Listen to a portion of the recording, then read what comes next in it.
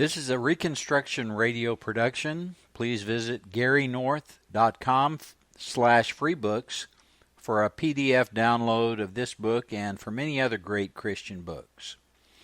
Backward Christian Soldiers, an Action Manual for Christian Reconstruction by Gary North, copyright 1984, published by Institute for Christian Economics. Narrated by Alan Bailey. Chapter 8. Humanism's Chaplains. Talk concerning a Christian world and life view is incredibly cheap. The test is this: what are the sources and standards for constructing a biblical alternative? The most important question of human knowledge is this one: by what standard? Is there some sort of universal reason which provides all mankind throughout all ages with a sufficient basis for making judgments? Or is the very idea of an intellectual neutrality a snare and a delusion? Historically, Christians and secularists have taken both sides.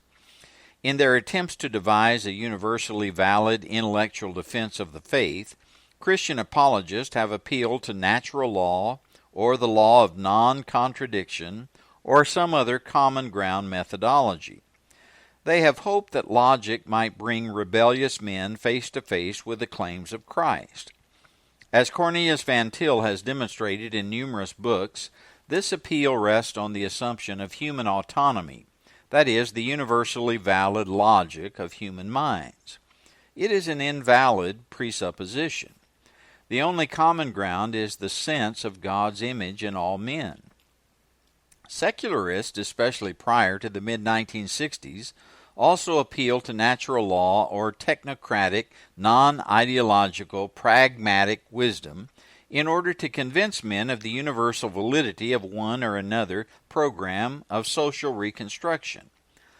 However, since the mid-60s, this appeal increasingly has fallen on deaf ears. Marxists, revolutionaries of all brands, and systematic relativists have rejected the whole idea of a hypothetical universal logic. Marx always rejected the idea. If there is no neutrality in human thought, then there is certainly no neutrality in any society's law structure. Laws are written to prohibit certain actions.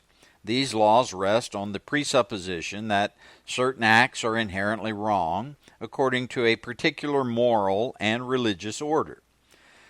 There can be no law apart from a moral and religious law order, and this law order cannot possibly be neutral.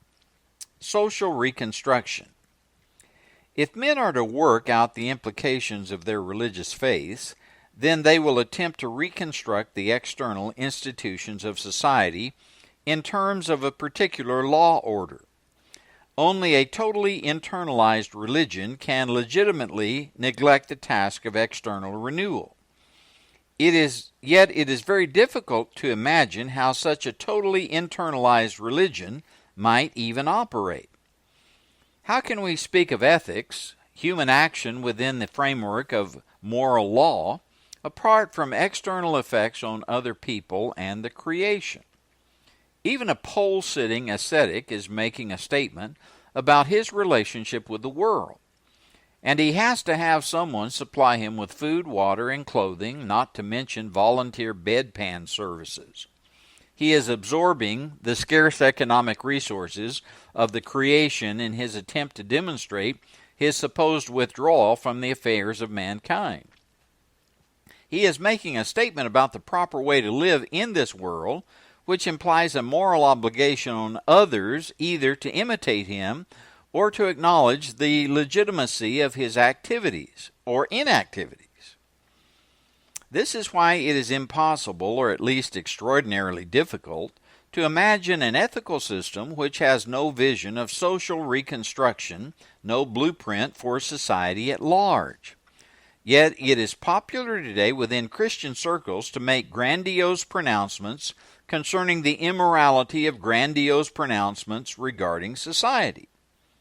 No creed but the Bible, no law but love, we are told.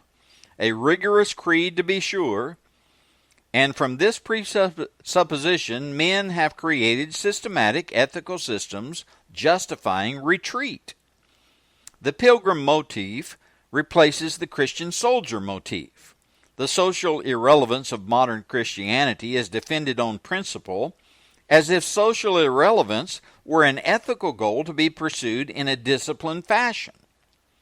Nevertheless, when we examine the calls for social neutrality, we find that in all known cases, the program of social neutrality winds up baptizing some humanistic program of social order. The Christian is told to make his peace with one or another non-Christian social order. The Christian is told to refrain from actively opposing and then replacing the prevailing social order. Christians are in the world, a geographical identification, but not of the world, a spiritual identification. The question is, should Christians attempt to subdue the world in an attempt to make it conform more closely to God's guidelines for external institutions? More to the point, are there biblical guidelines for social institutions? If not, have we not asserted a fundamentally demonic universe, wherein neither we nor the devil may be judged for our actions, since we have violated no godly standards? In short, isn't the argument for neutrality in any sphere of human thought or life, an argument for autonomy? Isn't it an assertion of some universal King's X, an ever-growing area of human action or inaction, in which God may not legitimately bring judgment precisely because he has no standards of actions that apply? Isn't the idea of social neutrality a defense of the idea that man and Satan can live beyond good and evil? Reconstruction. Dr. Martin Lloyd-Jones was one of the most respected preachers in England. His books have been published and widely read in the United States as well. He was trained as a physician, but he left medical practice to become a minister. He became an important advocate of Christian surrender to the world, and because of his prominence, we should examine his blueprint for Christian inaction, or to be more precise, his blueprint for humanistic reformism. Dr. Lloyd-Jones spelled out the details of his thinking in an essay, The French Revolution and After, published in Britain in the book The Christian and the State in Revolutionary Times. His essay makes the following points. 1. Christians must not support the status quo. 2. Christians must work for reform. 3. All explicitly Christian reforms will fail. 4. Political conservatism is anti-Christian. 5. Free market economics must be rejected. These same 5 points can be found in the exposition of seemingly endless proclamations made by respectable, educated, and frequently quoted Christian leaders, especially those in the neo-evangelical camp, the Toronto camp, the reprinting neo-Puritan camp. This is the reigning ideology in the Grand Rapids, Toronto, Wheaton, Edinburgh, London, Amsterdam circuit. Here is the message from Dr. Lloyd-Jones. He admits that we must have a total world and life perspective.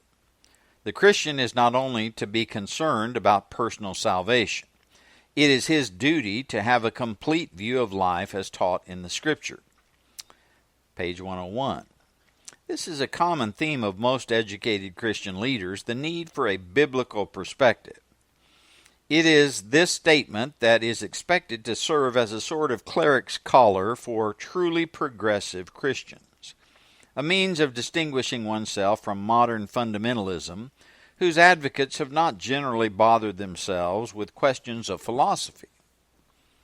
Whether you're in Grand Rapids or Wheaton or London or Toronto, Christian academics will tell you of the need for a distinctly Christian perspective.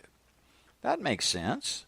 The kicker is found in their universal unwillingness to use revealed biblical law as the blueprint for constructing a Christian alternative. This is absolutely crucial, since without a concrete biblical blueprint, there is nothing left except some humanist blueprint. In short, talk concerning a Christian world and life view is incredibly cheap. The test is this: what are the sources and standards for constructing a biblical alternative? Second, Dr. Lloyd Jones was adamant in opposing three important errors. 1, the status quo. 2, explicitly Christian political reform. 3, otherworldliness. Page 103 to 105. The only trouble is he never says how you can avoid all three simultaneously. The worst evil is the status quo, since historically it has been the greatest danger. Page 102. He minces no words.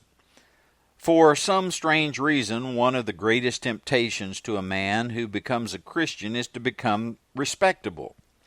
When he becomes a Christian, he also tends to make money, and if he makes money, he wants to keep that money and resents the suggestion that he should share that money with others by means of taxation, etc. Looking at history, it seems to me that one of the greatest dangers confronting the Christian is to become a political conservative and an opponent of legitimate reform and the legitimate rights of people. Page 103. Here we have it: the evils of political conservatism. He recognizes that there is a tendency for Christians to make money.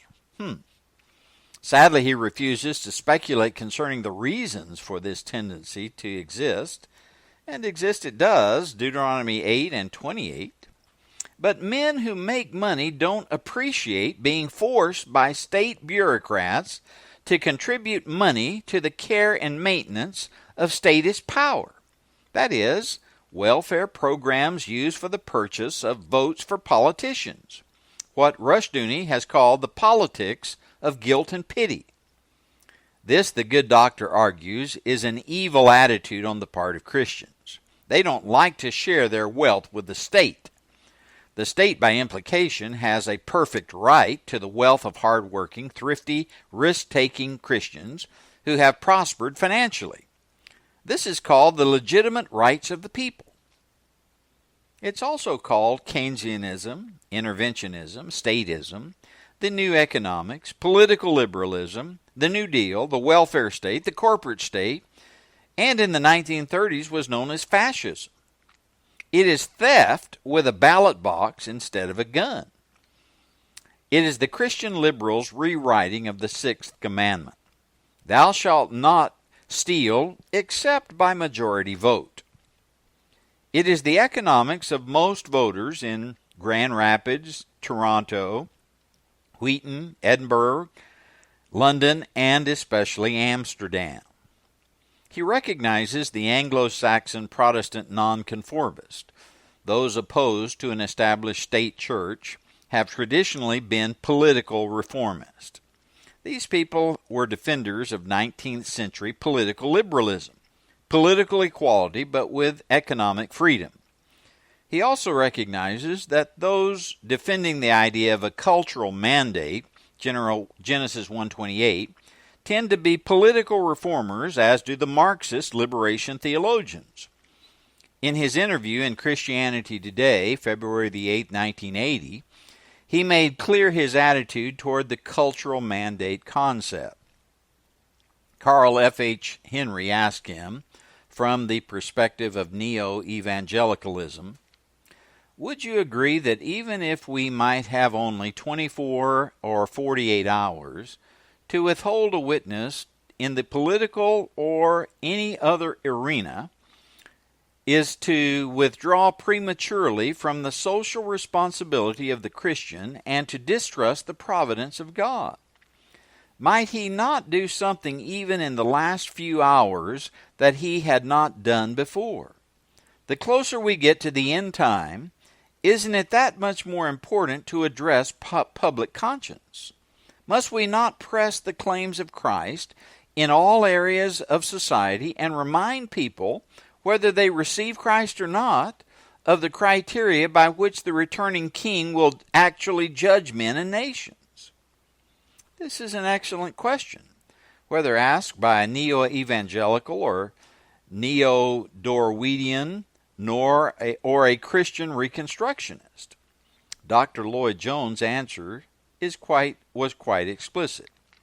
No, I'm afraid I don't agree. It seems to me that our Lord's own emphasis is quite different, even opposed to this. Take Luke 17, where we read, "As it was in the days of Noah, so it shall be also in the days of the Son of Man. They did eat, they drank, they married wives, until the day that Noah entered into the ark and the flood came." You can't reform the world. That's why I disagree entirely with the social and cultural mandate teaching and its appeal to Genesis 1:28. It seems to me to forget completely the fall. You can't Christianize the world. The end time is going to be like the time of the flood. The condition of the modern world proves that what we must preach more than ever is escape from the wrath to come. The situation is critical. I believe the Christian people, but not the church, should get involved in politics and in social affairs. The kingdom task of the church is to save men from the wrath to come by bringing them to Christ. This is what I believe and emphasize. The main function of politics, culture, and all these things is to restrain evil. They can never do any ultimate positive work. Surely the history of the world demonstrates that. You can never Christianize the world. End quote. This tends to be the answer of the older fundamentalism. Escape from the wrath to come, forget about Christian reconstruction of the world. But what does he expect Christian people to do? Of course, it is not normally the task of the institutional church to get into the political arena. But that isn't the question. What about Christian men and women in voluntary political or other organizations? What can they expect to accomplish? Hardly anything, says the good doctor. They are in a losing battle. As he wrote in his 1975 essay, "We are now back to the New Testament position. We are like New Testament Christians. The world can never be reformed, never. That is absolutely certain. A Christian state is impossible. All the experiments have failed. They had to fail. They must fail. The apocalypse alone can cure the world's ills. Man, even at his best, even as a Christian, can never do so. You can never make people Christian by acts of parliament. You can never Christianize society. It is folly to attempt to do so. I would even suggest it is heresy to do so." Here is his constant theme. Men are sinful, the world is fallen, therefore perfection is impossible. As he told Carl Henry, the cultural mandate was given to Adam before the fall. We live as in the days of Noah. What he conveniently neglects, and he could not conceivably be ignorant of the passage, is that God gave the same cultural mandate to Noah after the flood in Genesis 9, 1-7. It should be obvious why Dr. Lloyd Jones conveniently neglects that passage. It spells the doom of his entire misinterpretation of the Bible. We cannot escape the moral burden of the cultural mandate, what I have called the dominion covenant, just because of man's ethical rebellion. We are the sons of Noah. Christian reconstruction is supposedly impossible. However, we can work as Christians for reform. He calls status wealth redistribution legitimate reform. He then appeals to the tradition of Abraham Kuyper. I find his conclusions most illuminating, especially in regard to the similarities drawn by Lloyd Jones between the political careers of the Netherlands' Kuyper and Britain's first radical prime minister, Lloyd George. Nevertheless, quote, "Nevertheless, government and law and order are essential because man is in sin, and the Christian should be the best citizen in the country. But as all are sinful, reform is legitimate and desirable. The Christian must act as a citizen and play his part in politics and other matters in order to get the best possible conditions. But we must always remember that politics is the art of the possible, and so the Christian must remember as he begins that he can only get the possible. Because he is a Christian, he must work for the best possible and be content with that which is less than fully Christian. That is what Abraham Kuyper seems to me to have done. I have recently read the life of Kuyper again, and it is clear that his enactments as Prime Minister and head of the government were almost identical with the radicalism of Lloyd George. They were two very different men in many ways, but their practical enactments are almost identical. The chief respect in which they differed was in their view of education. Page 108, end quote. This is damning Kuyper with faint praise. Kuyper wanted government subsidies to Christian schools, while Lloyd George wanted the destruction of all private education. Both men were caught up in the ideology of economic interventionism by the state, and this tradition still dominates the Toronto, Amsterdam, Grand Rapids Dutch tradition, as well as the British Protestant tradition. Yet there is almost nothing in the Old or New Testament to warrant such a view of the state, which is why these Christian defenders of the welfare state are unable to appeal to a body of biblical doctrine which might support their position. So we are told individual action in support of the welfare state is valid, but reform in the name of Christianity is by definition impossible, and therefore invalid, since politics is the art of the possible. He makes himself perfectly clear. We have no hope. Quote again, I now come to what to me in many ways is the most important matter of all. I suggest that this is the main conclusion at which the conference should arrive. The Christian must never get excited about reform or about political action. That raises for me a problem with respect to the men of the 17th century and other times. It is that they should have become so excited about these matters. I would argue that the Christian must of necessity have a profoundly pessimistic view of life in this world. Man is in sin, and therefore you will never have a perfect society. The coming of Christ alone is going to produce that. The Christian not only does not get excited, he never pins his hopes to acts of parliament or any reform or any improvement. He believes in improvement, but he never pins his hope in it. He never gets excited or over-enthusiastic, still less does he become fanatical or bigoted about these matters. Page 108, end quote. We must be pessimistic. Why doesn't he say, we just ought to be? Then, given this pessimism, we have to face a pessimistic reality. We can never expect perfection. Therefore, reform is impossible. We can work for it, but we should never get excited about it. Here is counsel of despair, the psychology of defeat. Here is also verbal tomfoolery. What if I were to use this same line of reasoning against the legitimacy of the institutional church? First, we know we can never see a perfect church prior to Christ's second coming. Second, we should not get enthusiastic about church reform. Third, a Christian never puts his faith in church courts or synods or whatever, since the church can never be perfect anyway. By equating Christianity with perfection, Lloyd Jones thereby emasculates applied Christianity. He negates institutional reform in the name of anti-perfectionism. The same syllogism, if applied to the institutional church, would destroy the institutional church, just as surely as it destroys the idea of a Christian social order. The premise, pessimism, is wrong. The goal, earthly perfection, is not what we have in mind, and the means, biblical law, is totally ignored. Establishment religion. What Lloyd Jones wants is simple, the triumph of irrelevance. If he didn't want it, he wouldn't argue so vehemently for its inevitability, especially in the face of the biblical testimony favoring victory in time and on earth, not perfection, but victory. See J.M. Kick's The Eschatology of Victory, published by Presbyterian and Reformed Publishing Company in New Jersey.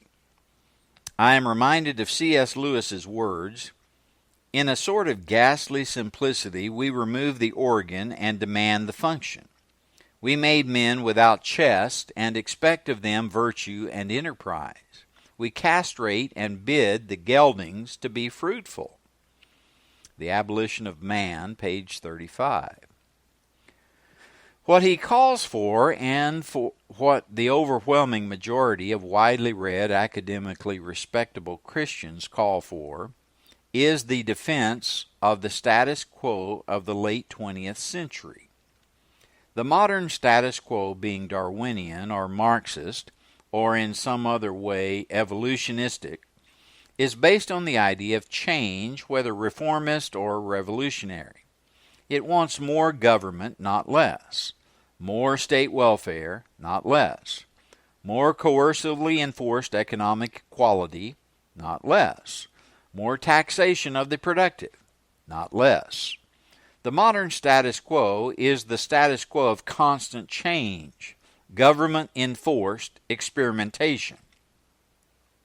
This is the legacy of the French Revolution, which Lloyd Jones is so worried about, yet he has adopted, though without its original optimism. He wants an economy of tinkering bureaucrats, for that is what the welfare state invariably produces, and he wants a welfare state. Because the language of the modern status quo is the language of change, our modern academic, non-fundamentalist Christians can wrap themselves in the flag of progress and change, when that flag is in fact the flag of the status quo. They can ignore biblical reconstruction. Indeed, they feel compelled to oppose biblical reconstruction, which would forever abolish the humanist welfare state, with its constant economic intervention. These men are defenders of the humanist evolutionary state. They are chaplains of humanism's bureaucracy. They are the transmission belt of Fabianism in the world of evangelical Christianity. Their job is to keep the silent Christian majority forever silent, or where the majority is no longer Christian, to keep the Christian minority fearful, despondent, and impotent. They have done their job very well. They have been supremely victorious in this century in promoting the psychology of perpetual Christian defeat. Chaplains for the status quo, they have paraded in the uniforms of impossibility thinking, the impossibility of Christian reconstruction in today's society of humanistic evolutionism. What Lloyd Jones really resented was the free market. He shared his resentment with others in the Grand Rapids, Toronto, Wheaton, Edinburgh, London, Amsterdam axis. He reserved his worst epithet for the free market Arminian. Arminianism overstresses liberty. It produced the laissez-faire view of economics, and it always introduces inequalities, some people becoming enormously wealthy and others languishing in poverty and destitution. Page 106. Get this. The free market introduces inequality. It apparently wasn't there before. This is not only poor logic, but it is inaccurate historically. As the voluminous researches of Professor P.T. Bauer and other economists have demonstrated, the free market reduces economic inequality, and it also erodes the barriers, the status quo status barriers, that tend to prevent upward and downward economic mobility. What is so unique about Lloyd Jones' resentment? Nothing.